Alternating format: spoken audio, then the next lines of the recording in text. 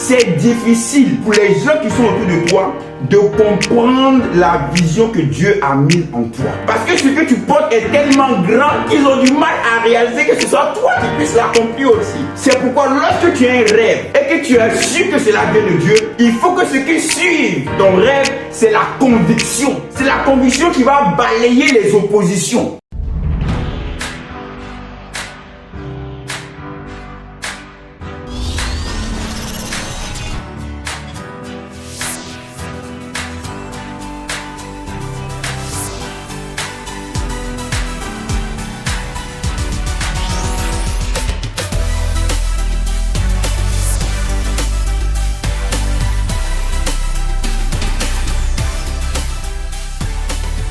Il y avait un philosophe, Diogène le Cynique, qui un jour a été invité par un riche marchand à venir admirer sa maison, son domaine. À l'entrée de sa maison, il y avait une inscription au-dessus de la porte. C'était marqué, tellement qu'il était fier de sa maison, il avait marqué « Si tu trouves un lieu sale, tu peux cracher là ». Donc il a fait entrer Diogène. Il a fait voir toutes les pièces de la maison. Tellement c'était bien décoré, les meubles de grande valeur, les tapis de grande valeur. Il a essayé d'impressionner Diogène. Et quand ils ont fini la visite, Diogène s'est retourné vers lui et Diogène lui a craché au visage. Il dit, mais qu'est-ce que tu fais comme ça? Il dit, non, c'est le seul endroit sale de ta maison que j'ai trouvé.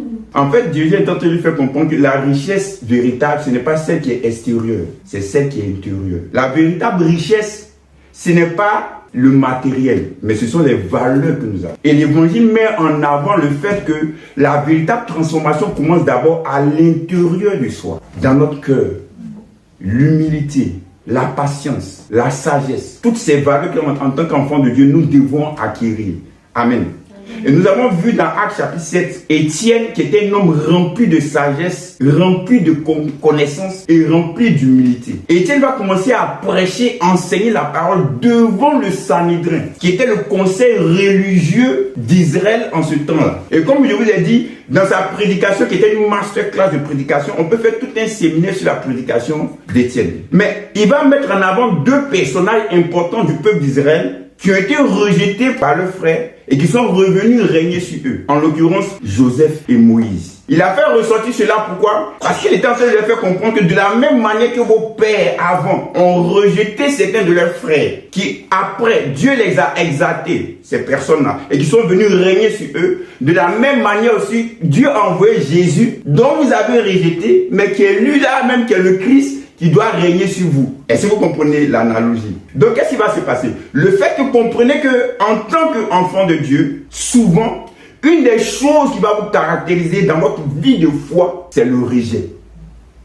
Souvent, quand Dieu t'appelle, souvent, quand Dieu veut te faire amener à faire de grandes choses, les gens auront du mal à te comprendre et à t'accepter. Ils vont te trouver bizarre. Vous savez, une chose que j'ai apprise avec le Seigneur, c'est que c'est difficile pour les gens qui sont autour de toi, de comprendre la vision que Dieu a mise en toi. Même si tu leur expliques cela, ça sera pour être difficile à comprendre. Pourquoi? Parce que c'est inhérent à toi. C'est à toi que Dieu a donné cette vision. C'est ça, c'est ça. L'objectif à atteindre. Donc ne leur en veux pas. Parce que ce que tu portes est tellement grand qu'ils ont du mal à réaliser que ce soit toi qui puisses l'accomplir aussi. Regardez la vie de grands hommes, tels que par exemple dans ce monde Elon Musk. Quand Elon Musk avait pour projet de faire certaines choses, les gens l'ont pris pour un fou. Mais aujourd'hui, les gens sont en train de constater, ah, André il est en train de réaliser ses objectifs. Hein. Pourquoi? Parce que la vision que tu as est tellement grande qu'on te voit un homme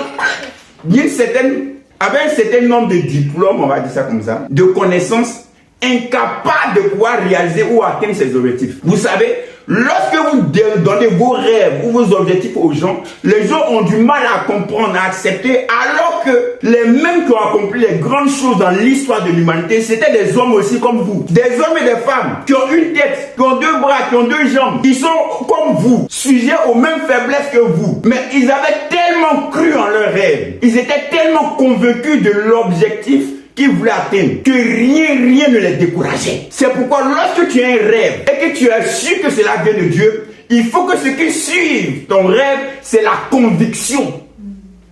La conviction est très importante. C'est la conviction qui va balayer les oppositions. Il faut que tu sois convaincu de ce que tu veux, de ce que tu as dans ton cœur. Peu importe ce que les gens vont dire, peu importe ce que les circonstances vont te dire, mais tôt ou tard, cette conviction va te réaliser au nom de Jésus. Amen. Soyez convaincus de cela. Dieu vous a appelé à faire de grandes choses. Dieu vous a appelé à accomplir de grands objectifs. Souvent, on regarde la grandeur de la tâche.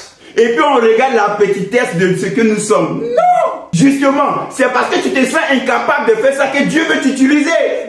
Afin que son nom soit glorifié. La légende, par exemple, expliquait chrétien, la légende chrétienne expliquait que Paul avait une petite taille. Il faisait environ 1m40. Donc, c'est pourquoi on l'appelle aussi Paulus. Paul qui veut dire petit. Mais lui aussi veut dire je suis quelqu'un d'humble, de moindre. Parce qu'avant c'était Saul de Tarse. Maintenant c'est Paul. Donc il faisait 1m40. Quand on le voit comme ça, les gens négligent. Oh, c'est qui ça là? Mais quand il ouvrait la bouche, il prêchait. Les gens étaient étonnés. Quand on voit des choses extraordinaires que Dieu faisait par lui. C'est cet homme-là qui a bouleversé l'Asie mineure en son temps. Toute la Turquie. Qui est parti en Europe. Qui est parti jusqu'à Rome pour prêcher l'évangile. C'est ce petit bout d'homme. Gloire à Dieu. C'est pourquoi il ne faut jamais mépriser les gens. Donc le rejet peut te suivre. Mais dis-toi que du moment où Dieu est avec toi et que tu es convaincu que cela vient de Dieu, ne baisse pas les bras, ne sois pas découragé, va de l'avant. Si c'est Dieu qui a mis ça dans ton cœur, cela va se réaliser certainement. Peu importe les obstacles, peu importe les difficultés. Regardez Joseph, il a un rêve. Il se voit régner sur ses frères. Ses frères disent non, c'est pas possible. Toi, tu vas régner sur nous. D'accord, comme papa est là, on ne parle pas trop. Donc ils vont aller ailleurs pour aller faire perdre le troupeau. Et là, le père Jacob va envoyer Joseph pour aller voir ses autres frères, comment ils se portent et tout. En ce temps, il n'y avait pas de téléphone pour appeler. Donc il se rend là-bas, physiquement. Et il arrive là-bas, il dit, ah, voici le faiseur de songe qui arrive. On va voir si ces songes vont se réaliser. Non, en réalité, c'est pour faire taire, pour faire mourir son songe, ou ses songes qui voulaient le tuer. Parce qu'on dit, voici le faiseur de songe. On va le tuer pour voir si ses rêves ou ses songes vont se réaliser. C'est-à-dire s'il n'avait pas fait de songe avant, qu'il n'était pas venu leur dire ça avant, et qu'on ne voyait pas que c'était le préféré de son père, on n'allait rien lui faire. Est-ce que vous comprenez ce qu'ils sont en train de dire? Non, on va voir. Mais regardez, ils vont le vendre comme esclave, finalement. Ils vont l'envoyer en Égypte. Il sera boy, comme on dit chez nous en Côte d'Ivoire. Il sera serviteur. Mais plus tard, qu'est-ce qui va se passer? La vision qu'il a eue va se réaliser. Donc les gens ne vont essayer d'étouffer le rêve, l'objectif de Dieu dans ta vie. Mais dis-toi du moins que tu adores le véritable Dieu, le Dieu tout-puissant. Cela va se réaliser certainement. Peu importe ce qui va se passer. Dieu fera toujours concourir les choses de telle sorte que le rêve puisse se réaliser. C'est pourquoi souvent les gens disent que Dieu trace une ligne droite avec des lignes courbes. Parce que dans ton esprit, la manière dont les choses vont se réaliser ou le rêve va se réaliser ne peut être différent de la manière dont Dieu va le réaliser. Je l'ai pensé qu'il est sur son père, Jacob. Et là-bas, plus tard, quand Jacob allait mourir, bon, avant de mourir, je te lègue ma place. Maintenant, il faut régner sur tes frères. Non! Il a été vendu comme boy, comme esclave. Quelqu'un qui devait régner. Il est devenu, il était au plus bas de l'échelle sociale. C'est pourquoi, peu importe la condition dans laquelle tu te trouves, il ne faut jamais perdre espoir. On dit tant qu'il y a de la vie, il y a de l'espoir. Et le livre de Proverbes dit, vaut mieux un chien vivant qu'un lion mort. Pourquoi? Parce que le lion est mort, il ne peut plus rien faire. Mais le chien, même s'il est chien, du moment où il a la vie, il y a de l'espoir pour lui. Gloire à Dieu. Non, Joseph a été rejeté, mais son rêve, sa vision s'est réalisée. Pareil pour Moïse. Moïse, on lui dit que non, 40, on dit, bon, on va tuer tous les enfants égyptiens. Et tous les enfants du monde juif. Les Égyptiens voulaient tuer tous les enfants juifs. Sa famille le cache. Et 3 mois après, on le présente. On dit, bon, on va le mettre dans un panier en jonc. On va le mettre quelque part. Sa soeur Mariam ou Myriam ou Marie, selon les versions, va le prendre et le mettre sur le fleuve du Nil dans le panier. Et elle va le suivre de loin. Et la fille de Pharaon qui se baignait par là va prendre Moïse pour rendre l'histoire courte et va élever Moïse. Mais sur Moïse, 40 ans plus tard, ou à l'âge de 40 ans, va avoir deux juifs qui étaient en train de se battre, va vouloir les défendre. Un juif, du moins un égyptien, il va dire, mais égyptien, pourquoi tu es en train de maltraiter le juif? Il va défendre le juif et il va tuer l'égyptien. Quelque temps après, le lendemain, nous dit la Bible, il va avoir deux Israéliens qui sont en train de se battre. Il va dire, mais pourquoi vous battez, vous êtes des frères? Ils vont dire, mais toi, quel est ton problème? Est-ce que tu veux nous tuer ou me tuer comme tu as tué hier l'Égyptien? Il sera étonné, hein? Les gens ont appris ça. Et la Bible déclare que Pharaon ayant appris cela, Moïse effrayé va fuir. Il va partir. Donc imaginez quelqu'un qui était fils de la fille de Pharaon, qui était élevé de la cour de Pharaon. Donc il était prédestiné à quoi? À quelque chose de grand, à régner, à dominer. Il va fuir. Il va fuir dans la famine parce qu'il n'avait rien sur lui. Il va fuir dans la pauvreté parce qu'il n'avait pas d'argent. Il va se retrouver dans un pays, à Madian. Et là-bas, il sera quoi? Berger. Et plus tard, Dieu va se révéler à lui. Dieu va le ramener en Égypte. Et c'est lui qui va sauver les Israéliens de l'esclavage en Égypte. C'est Dieu qui fait ça. C'est lui seul qui est capable de pouvoir faire des choses extraordinaires. C'est pourquoi on appelle le Dieu Tout-Puissant ou le Dieu de l'impossible. Ce qui te semble impossible dans ton esprit, dis-toi que cela est possible à Dieu. C'est pourquoi il faut toujours croire en son rêve. Il ne faut pas baisser les bras parce que ton rêve va se réaliser parce que tu adores le Dieu de l'impossible. Gloire à Dieu. Regardez donc ces deux personnes qui ont été rejetées. Ce sont eux-là que Dieu va exalter, Dieu va élever pour pouvoir régner. Il y a des similitudes et puis des parallèles que j'ai remarqués dont le Saint-Esprit m'a fait comprendre cette semaine. Je vais partager avec vous. Regardez des similitudes ou des parallèles entre Joseph d'un côté et puis de Moïse. Joseph a été vendu par sa famille comme esclave. Et Moïse a été sauvé par sa famille de l'esclavage. Pourquoi? Parce que quand tu nais juif en ce temps de Moïse, tu deviens esclave. Puisque Israël était esclave des Égyptiens. Donc, puisqu'il est né juif, il est devenu esclave. Mais sa famille, sa maman en l'occurrence, et puis sa grande soeur, vont faire de telle sorte qu'il va être élevé par qui? Par la fille de Pharaon. Donc, il sera sauvé de l'esclavage. Les Madianites, Joseph maintenant, l'ont vendu en Égypte. Moïse, les Madianites l'ont accueilli, fuyant l'Égypte. Joseph, ce sont les Madianites qui l'ont vendu comme esclave en Égypte chez Potiphar. Mais Moïse, ce sont les Madianites qui l'ont recueilli lorsqu'il fuyait l'Égypte. Suivez ce que je suis en train de dire. Maintenant, Joseph a fait entrer Israël en Égypte. Parce que après avoir régné sur l'Égypte, ses parents vont apprendre qu'il était en Égypte là-bas, qu'il gouvernait en Égypte. Donc, ils vont fuir leur terre, la famille, donc, pour venir maintenant habiter en Égypte, dans la ville de Goshen. Donc, il va leur faire quitter quoi? La famine là-bas, sur leur terre, en Palestine, pour venir s'habiter en Égypte. Est-ce que vous suivez? Mais Moïse quitta l'Égypte, comme je l'ai dit tout à l'heure, dans la famille, dans la pauvreté. Joseph s'exila en Égypte et épousa la fille d'un prêtre. Donc le prêtre donne. Moïse s'exila de l'Égypte et épousa la fille d'un prêtre. Jéthro, à Madian. Vous suivez? Joseph, il lui naquit deux garçons, Ephraim et Manassé. Et Moïse, il lui naquit aussi deux garçons. Dans la prédication de Étienne. Il a dit ça. Vous avez remarqué quelque chose qu'il a dit ici. La chose qu'il a dit ici, c'est que quoi? C'est que ce sont les Madianites qui ont vendu Joseph comme esclave en Égypte. Vous suivez? Mais pour Moïse, ce sont les Madianites qui l'ont recueilli fuyant l'Égypte. Pourquoi le Saint-Esprit m'a fait cette révélation? En fait, il faut que vous compreniez quelque chose. C'est pas parce que quelqu'un t'a fait du mal aujourd'hui que tu vas dire non, ces gens de personnes-là, je ne veux plus m'approcher d'eux. Est-ce que vous comprenez? Ce sont les Madianites qui ont vendu Joseph comme esclave en Égypte. Tu ne vas pas dire non, les Madianites, je ne veux plus affaire à avoir à eux. Non, non, c'est fini là. Non, non, c'est pas la peine.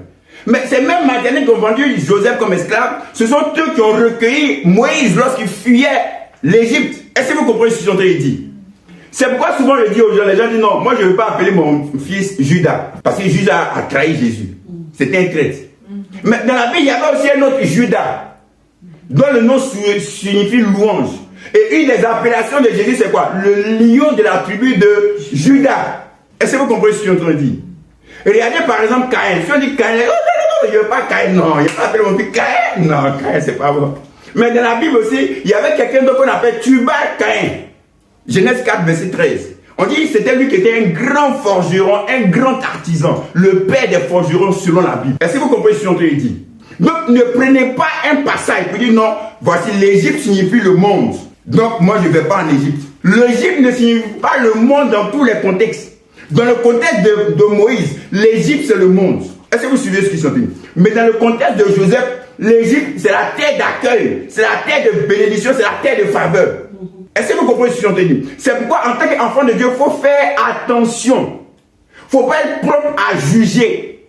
Je vais te faire comprendre simplement au travers de cela que Dieu peut passer par n'importe qui pour te bénir. Toi-même, il ne faut pas refuser la bénédiction en ayant du mépris ou un certain jugement vis-à-vis des gens. Cette personne que tu méprises, peut-être que c'est elle que Dieu a choisi pour pouvoir te bénir. En d'autres termes, Dieu, lorsqu'il veut te bénir, il ne va pas descendre du ciel lui-même pour venir te bénir. Il passe toujours par un homme. C'est pourquoi il s'est fait homme pour venir nous sauver. Est-ce que vous comprenez ce qu'ils sont en train de dire? C'est la loi que lui-même il a créée. Avant de venir fonctionner sur la terre, il faudrait que tu deviennes un homme. Donc Dieu, en général, lorsqu'il veut se manifester dans ta vie, il va passer par un homme. Lorsque Dieu veut te faire comprendre certains passages bibliques, il va passer par moi. Lorsqu'il veut te bénir financièrement, il va passer par X. Lorsqu'il veut te réconforter, il veut te consoler, il va passer par Y. C'est pourquoi ne dis pas, lui là c'est un païen. Il n'a rien à m'apprendre. Dieu peut passer par sa bouche pour te parler. Dieu est passé par la bouche d'un âne pour parler à Balaam. Est-ce que vous comprenez? C'est-à-dire, ton animal domestique même peut te parler. C'est-à-dire, par son attitude à ton égard, pendant que tu es stressé, pendant que tu es troublé, il peut venir à côté de toi, faire te calmer, par exemple, le chien ou le chat, t'apaiser. Dieu est en train de te dire, il faut te calmer. Tu stresses trop, tu te troubles trop, reste tranquille. Je n'ai pas encore dit mon dernier mot. Si le chat lui-même, il est calme, c'est pas ta question. Donc le Saint-Esprit veut te faire comprendre que Dieu passe par X ou Y afin de pouvoir manifester sa grâce dans ta vie. C'est pourquoi en tant qu'enfant de Dieu, tu ne dois pas mépriser les autres. Tu ne dois pas avoir un jugement actif vis-à-vis des autres. Donc lui, il va m'apporter quoi? Lui, il va me faire quoi? Non, non, non. Il faut apprendre à aimer tout le monde. Il faut apprendre à apprécier tout le monde. Ça, c'est important. Il faut apprendre à regarder les gens de manière positive. Les gens n'ont pas que des défauts. Ils ont aussi des qualités. Des qualités sur lesquelles tu dois aussi t'attarder. Est-ce que vous comprenez ce que je t'ai dit? C'est important de réaliser cela. L'Égypte, ce n'est pas seulement le monde. L'Égypte aussi, c'est la terre d'accueil. C'est la terre sur laquelle tu vas vaincre la famine pour Joseph. Donc, ayez un regard différent vis-à-vis des gens. Est-ce que vous avez compris ce que je suis en train de dire? C'est très important, ce que le Saint-Esprit m'a fait comprendre cette semaine, qui vous demande de partager, qui m'a demandé de partager avec vous, afin que vous compreniez la leçon qui est derrière. Il y avait toujours ce philosophe Diogène, le cynique. Un jour, les gens l'ont vu, il était en train de mendier auprès d'une statue. Il y avait une statue qui était là, il mendiait auprès de la statue. Mais les gens disent, mais celui-là, mais c'est un fou. Bon, on sait que c'est un philosophe, lui. Souvent, ils sont fous, bizarrement. On lui a demandé, mais Diogène, qu'est-ce que tu es en train de faire? Comment tu peux mendier auprès d'une statue? Il dit, non, j'apprends le refus. 1 et le 2, j'apprends la patience. C'est plus, parce qu'il sait que la statue ne va pas répondre. Donc pour lui, il est en train d'apprendre la patience et le refus des gens. Est-ce que vous comprenez? Donc en tant qu'enfant de Dieu, comme je vous ai dit, pour pouvoir réaliser vos rêves, vos objectifs, il faudrait que vous appreniez la patience. La patience, c'est un élément capital dans ta marche avec Dieu pour l'accomplissement de la promesse de Dieu dans ta vie. Ne sois pas vite pressé. Quand les choses ne tournent pas forcément comme tu le veux, ne panique pas. Apprends à être patient. L'un des fruits de l'esprit, c'est quoi? C'est la patience. On doit être patient vis-à-vis des choses. Lorsqu'un bébé naît, avant d'avoir un garçon pour un garçon, avant d'avoir sa barbe, ça prend du temps. Mon fils Betsalem ne peut pas venir me dire, s'il vient me demander, papa, pourquoi je n'ai pas de barbe comme toi? Il dit, non, ce n'est pas le temps, calme-toi d'abord. Si tu as une barbe maintenant, ça devient une anomalie. Sinon, ce n'est pas l'âge pour avoir pour toi une barbe. Donc, ça demande de la patience. Il faut prendre le temps que ça va prendre. Et j'ai remarqué quelque chose. Lorsque Dieu veut faire certaines choses avec toi, surtout grandes, Dieu prend le temps de pouvoir travailler avec toi. Regardez Moïse. Il est parti rester jusqu'à 40 ans à Madian, auprès de Jéthro. 40 ans. Il était 40 ans, pendant 40 ans, éleveur, berger. Conduit les moutons. Pour ceux qui connaissent comment les moutons se comportent. Parce qu'il devait conduire un peuple qui sont aussi têtus, entêtés. Pendant 40 ans aussi. 40 ans, il a conduit les moutons. 40 ans, il a conduit le peuple d'Israël. Donc, Dieu lui est en train de lui apprendre certaines choses. C'est-à-dire, dans ta vie, certaines choses qui t'arrivent peuvent être peuvent t'amener à développer en toi un trait de caractère ou une vertu. Parce que ce sont les choses importantes qui vont t'aider plus tard dans la réalisation de tes objectifs, dans la réalisation de tes rêves. Laisse le Seigneur faire le travail qu'il doit faire. C'est pourquoi il ne faut jamais se précipiter. Lorsque tu veux bâtir une maison, un étage de plusieurs niveaux, il faudrait que la fondation soit solide. Parce que c'est la fondation qui va tenir tout le bâtiment que tu vas faire.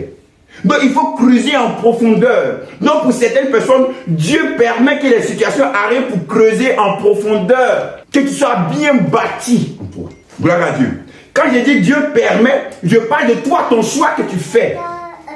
Je vous ai enseigné la semaine dernière qu'il y a une loi qu'on appelle la loi de la grâce permissive de Dieu. C'est-à-dire, Dieu n'a jamais voulu que le peuple d'Israël ait un roi. Parce que le peuple d'Israël était saint. Ça veut dire différent des autres nations. Mais arrivé un moment dans 1 Samuel 8, ils ont dit au prophète Samuel, nous on veut un roi sur nous comme les autres peuples. Moïse avait déjà prophétisé cela dans Deutéronome. Vous là, je vous connais. Vous êtes tellement têtus qu'un jour vous allez demander un roi. Que si vous demandez un roi, voici les droits du roi. Est-ce que vous comprenez? Donc Dieu va, le prophète Samuel va se plaindre, Seigneur, tu vois, ils ont demandé un roi. Dieu va dire, mais Samuel, c'est pas toi qu'ils ont rejeté, c'est moi qu'ils ont rejeté. Donne-leur ce qu'ils demandent. Est-ce que vous comprenez? Donc c'est pourquoi je vous ai enseigné la semaine dernière que Dieu peut te laisser faire les choses que toi tu veux. Même si ce n'est pas sa volonté. Mais toujours est-il que sa grâce sera là pour pouvoir te soutenir, pour pouvoir t'assister. Jusqu'à ce que tu comprennes. Jusqu'à ce que tu aies la révélation. Mais c'est pas ce que je devais faire. C'est pas ça que mon âme véritablement voulait faire.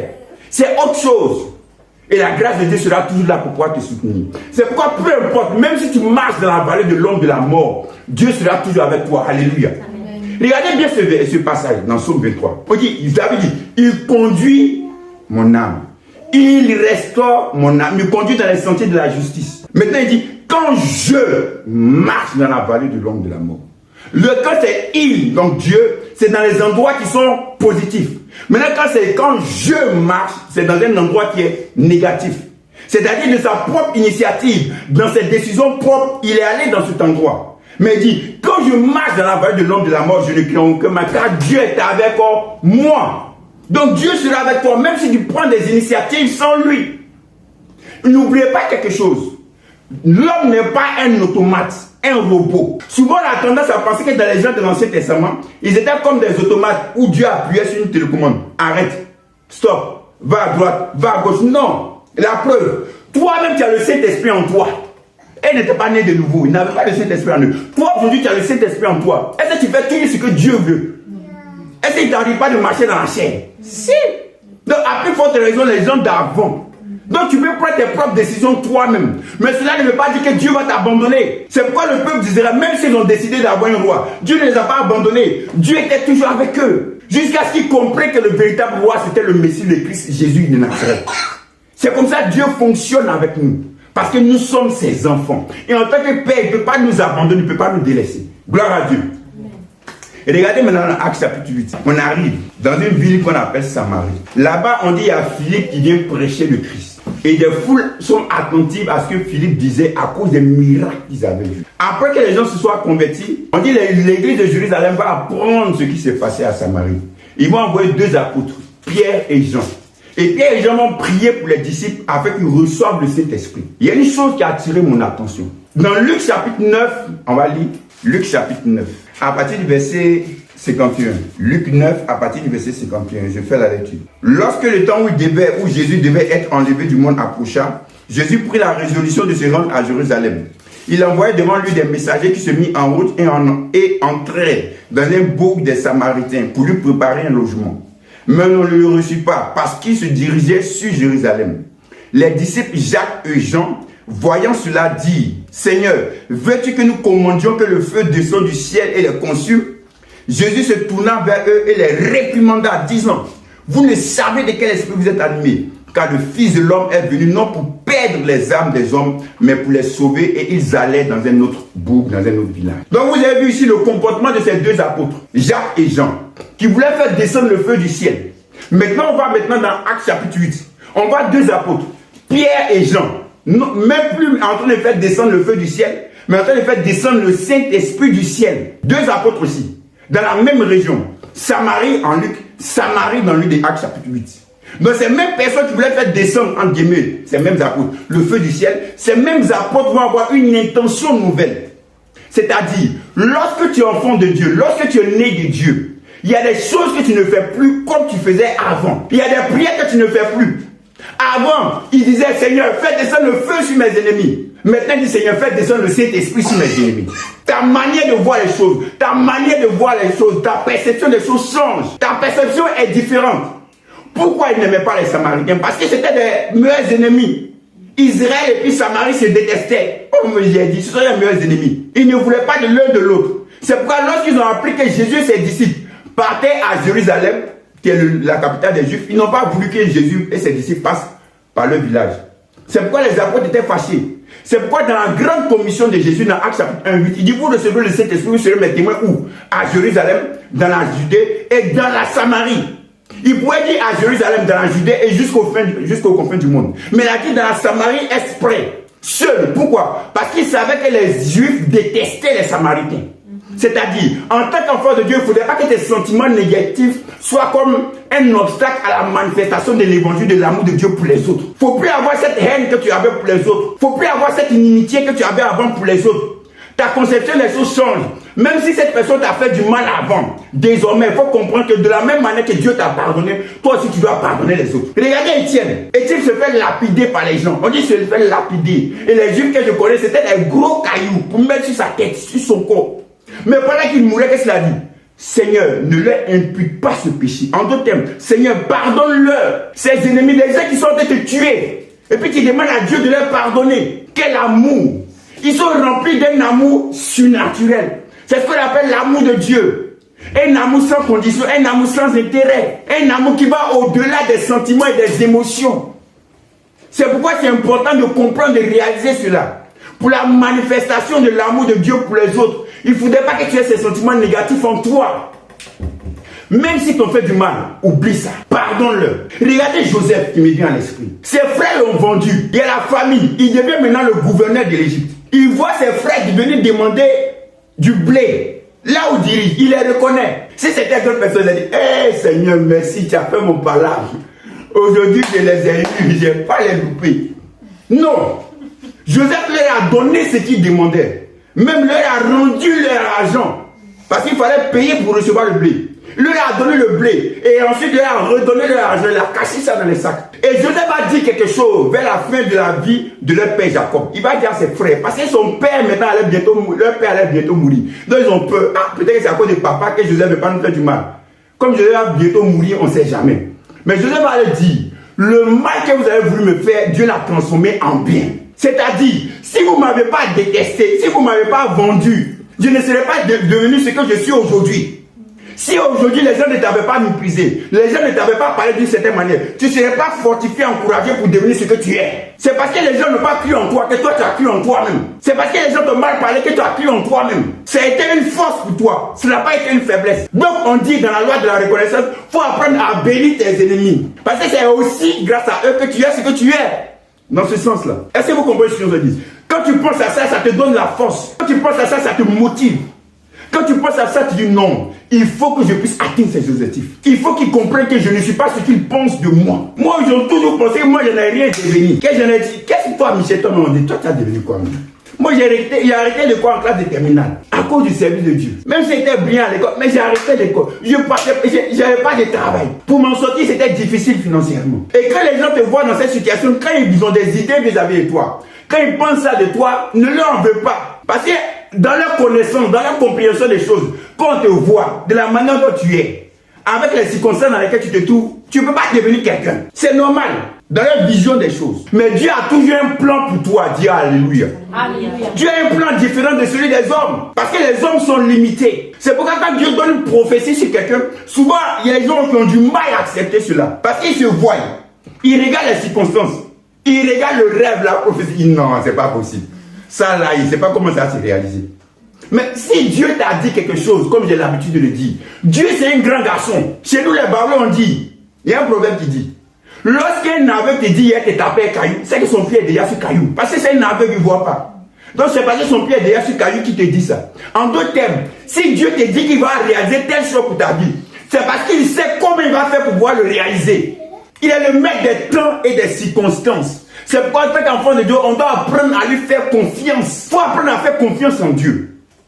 Il ne faut pas apprendre à faire confiance seulement aux circonstances, à ton compte bancaire, à tout ce qui se passe autour de toi. Il faut apprendre à faire confiance à Dieu. Dieu peut faire des choses qui vont t'étonner, qui vont te surprendre. J'aime beaucoup ce passage, je méditais avec, je priais avec ce passage qui dit: Dieu retire l'indigent de la poussière et le fait asseoir à la table des grands.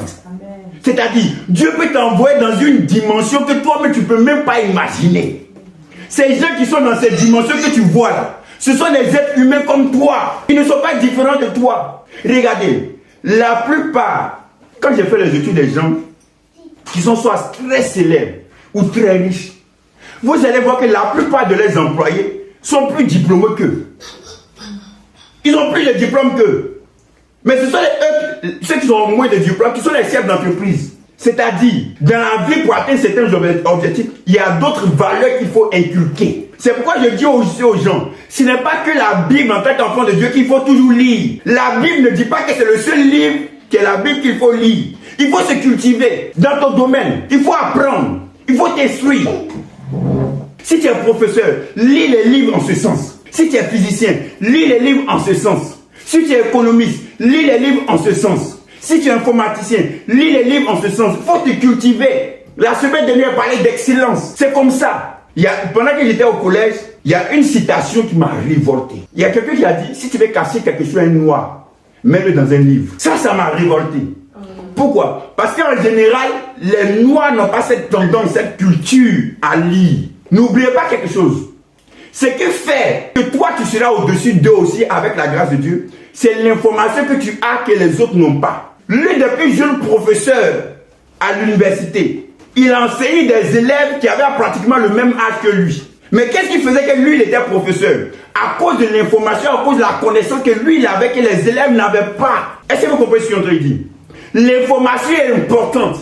Regardez un peu ce qui se passe. La plupart des sociétés qui ont l'argent sont basées sur l'information. Que ce soit dans les réseaux sociaux, partout. C'est l'information qui détiennent, le pouvoir de l'information. Donc, en tant qu'enfant de Dieu, tu dois apprendre à te cultiver, à t'instruire, à lire. Je t'encourage à cela, à faire des recherches. Lorsque je viens vous prêcher, je fais des recherches par rapport à certaines choses, par rapport à certains domaines. Moi-même, j'aimais déjà la philosophie avant. Est-ce que vous comprenez? Afin de pouvoir exceller dans le domaine dans lequel je me trouve. Afin que la parole puisse avoir plus d'impact. Que lorsque je prêche, que ne vous voyez pas seulement les choses de la Bible qui sont lointaines. Mais que vous puissiez comprendre qu'on peut actualiser, entre guillemets, la parole de Dieu à votre niveau. Que vous réalisiez cela. Donc ça demande de la diligence. Ça demande des recherches. Ça demande de lire. C'est important. Donc je vous encourage à pouvoir vous cultiver dans ce sens. Donc ces mêmes apôtres qui avant invoquaient le feu, ces mêmes apôtres aujourd'hui invoquent le Saint-Esprit sur eux. C'est pourquoi il y a en tant qu'enfant de Dieu, lorsque tu comprends, tu réalises certaines choses, il y a des prières que tu ne dois plus faire. Tu ne dois plus détester tes ennemis. Tu ne dois plus envoyer le feu sur tes ennemis. C'est pourquoi le Seigneur a dit: aimez vos ennemis. Priez pour ceux qui vous maltraitent. On le verra la semaine prochaine. Pour Saul de Tarse, qui était le plus grand ennemi en ce temps de l'Église, qui est devenu la plus grande bénédiction en son temps pour l'Église. Parce que Dieu est capable de pouvoir changer, transformer les cœurs des gens. Les gens que vous voyez aujourd'hui, qui sont comme récalcitrants par rapport à l'Évangile, lorsque le Saint-Esprit va toucher et transformer les cœurs, vous verrez que ce seront des gens zélés pour l'Évangile. Ils vont faire plus que même toi tu ne pourras faire. Parce que chacun de nous est doté de capacités qui lui sont propres. Des choses que moi je peux faire, que tu ne peux pas faire. Des choses que toi tu peux faire, que moi je ne peux pas faire. À cause de nos qualités intrinsèques. C'est comme ça que le Seigneur fait les choses. Parce que depuis le début, on voit que Paul ou Saul de Tarse, c'était quelqu'un de très zélé. C'était quelqu'un de très dévoué. Il était têtu. Quand il s'engage dans quelque chose, personne ne peut l'arrêter. Il avait déjà cela en lui. Lorsqu'il a transformé ça maintenant à l'égard de l'évangile ou de l'évangélisation, il est devenu quelqu'un de magnifique, de merveilleux, de glorieux pour l'Église. C'est comme ça que le Seigneur transforme. C'est pourquoi on continue toujours de prier pour les gens, afin qu'ils puissent être transformés, afin qu'ils puissent recevoir l'évangile, et afin que ces personnes soient des sources de bénédiction pour les autres. Je vais terminer sur ça. Vous savez, le pasteur Mbahumben nous a dit une fois, lorsque j'étais à l'école biblique, il disait, le leader, ce n'est pas celui qui domine les autres. Le véritable leader, c'est celui qui amène les autres à donner le meilleur d'eux-mêmes, le maximum d'eux-mêmes. Lorsque Daniel, on lui a dit, ah voilà telle chose qui est arrivée, il allait chercher ses amis, il dit, venez, on va prier, pour que Dieu puisse nous répondre. Lorsqu'il a eu la réponse, il est parti au nom de ses amis. C'est-à-dire, il n'a pas mangé seul, comme on dit encore une fois. Il a fait manger ses amis. Pourquoi? Parce qu'un leader, c'est comme ça. Donc, moi, mon objectif, c'est de vous amener à faire se ressortir le meilleur que vous avez en vous. Le potentiel qui est en vous. Et je vous le dis, je vous le confirme, je prophétise, je proclame. Vous avez un potentiel en vous que vous-même, vous n'imaginez pas. Le potentiel est tellement grand. Aujourd'hui matin, j'ai eu l'appel de quelqu'un, d'un ami. Ça fait des années, on ne s'est pas vu. Il est encore du voilà. Il m'a appelé, c'est un homme de Dieu. Il dit, ah, il a vu ta vidéo sur ton statut. Ah, vraiment, tu devais. Le langage ivoirien. On dirait que tu es devenu dangereux. Tu es devenu dangereux. Je vous dis simplement dans le langage ivoirien qu'on voit que Dieu a commencé à t'utiliser dans ce domaine. Ce que tu dis, les paroles sont tellement fortes. C'est-à-dire, lorsque tu vois Michel avant des années en arrière, tu ne pourrais pas imaginer qu'il est capable de faire ce qu'il est en train de faire. Est-ce que vous comprenez? Moi-même, je n'imaginais pas avoir ce potentiel en moi. C'est au fil des ans que ce potentiel a commencé à se manifester, a commencé à jaillir. De même, vous avez un potentiel en vous que vous n'imaginez pas. Dieu ne peut pas créer quelqu'un sans un potentiel. C'est impossible. De la même manière que Dieu a créé les âmes avec en eux une semence, un potentiel pour se reproduire. Dieu a mis en chaque être humain un potentiel qui est énorme pour faire de grandes choses. Donc mon objectif, c'est vous amener à manifester ce potentiel qui est en vous, d'atteindre des objectifs que vous-même vous n'imaginez même pas en vous. Soyez-en sûrs. Je prophétise que cela va se réaliser pour vous au nom de Jésus. Amen. Je déclare que ce potentiel va se réaliser au nom de Jésus. Amen. Je déclare que ce potentiel va se manifester au nom de Jésus. Amen. Je prophétise que vous allez faire des choses que pour le moment vous n'imaginez même pas. Amen. Vous allez atteindre des hauteurs avec Dieu. Amen. Je déclare, je prophétise cela. Que vous allez entrer dans des dimensions que vous n'imaginez même pas. Au nom de Jésus. Amen. Que Dieu va vous faire asseoir à la table des grands. Amen. Je prophétise que Dieu va vous rendre prospère. Amen. Au nom de Jésus-Christ de Nazareth. Je déclare que votre vie sera une vie d'influence. Vous allez influencer la vie des autres. Amen. Vous serez un modèle pour les autres. Amen. Merci Saint-Esprit parce que tu le fais pour nos vies. Amen. Merci pour ta grâce, pour ta faveur. Qui aurait imaginé que Joseph, vendu comme esclave, rejeté par ses frères, allait devenir un jour comme le premier ministre de l'Égypte? Qui aurait imaginé que Moïse, fuyant comme un poltron, la colère de Pharaon, qui 40 ans plus tard allait revenir devant Pharaon comme un dieu? Qui imaginait ces choses-là? Mais toi, tu le savais, cet esprit. Toi, tu le savais, cet esprit, parce que tu as un plan merveilleux, un dessein merveilleux pour chacun d'entre nous. C'est pourquoi je prie que ce dessein puisse se réaliser. Je déclare que cette vision que tu as mise en nous, donne-nous de ne pas l'endormir, que nous puissions la réveiller, que nous puissions y croire et que cette vision en nous puisse se réaliser au nom de Jésus. Je prie que le maître des temps et des circonstances continue à tracer ta route, que tu sois toujours là au bon moment, au bon endroit, rencontrant toujours les bonnes personnes. Je déclare la grâce sur ta vie au nom de Jésus-Christ de Nazareth, afin que tu puisses manifester le potentiel de Dieu en toi. Le monde entier attend la révélation de ton potentiel, parce que ton potentiel est la solution pour beaucoup de personnes. Amen. Amen. Amen. Amen. Que Dieu vous